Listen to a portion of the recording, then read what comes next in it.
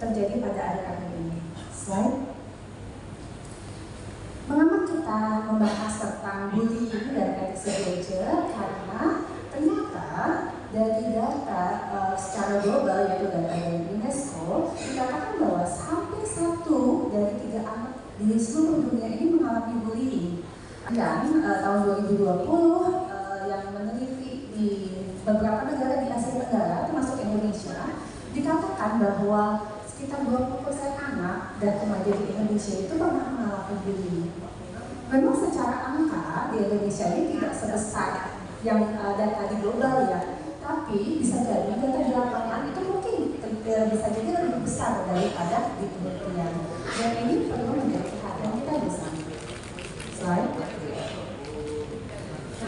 Kalau untuk ADCBJ sendiri, ada sebuah penelitian nih yang melibatkan 64 dari 4 orang remaja dan dewasa muda ternyata sudah kecanduan gadget.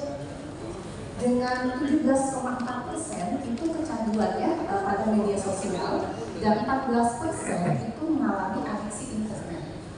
Dan itu bukan angka yang sedikit, yang mungkin menjadi perhatian karena kalau misalnya kita tidak melakukan penanganan lebih lanjut, bisa jadi angka ini akan makin membesar. Slide. Lalu apa sih yang disebut dengan bullying? Apakah bullying ini sama dengan bercanda? Kalau misalnya ada anak yang misalnya bercanda dengan temannya dengan menyebut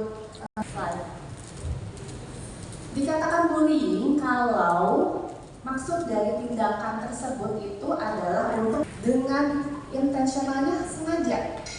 Dia sengaja melakukan hal itu. Dia sengaja si korbannya badannya kecil. Tapi bisa juga bukan hanya sekedar fisik, tapi dari popularitas. Misalnya cewek yang paling hangat atau berhak untuk mengintimidasi teman-temannya yang nggak populer misalnya. Atau dari jumlah teman. Kalau misalnya temannya jumlahnya banyak, dia punya teman banyak, dia akan mempengaruhi teman-temannya untuk menjauhi anak yang kelihatannya menyendiri atau nggak punya teman. Kadang-kadang bullying ini juga dilakukan.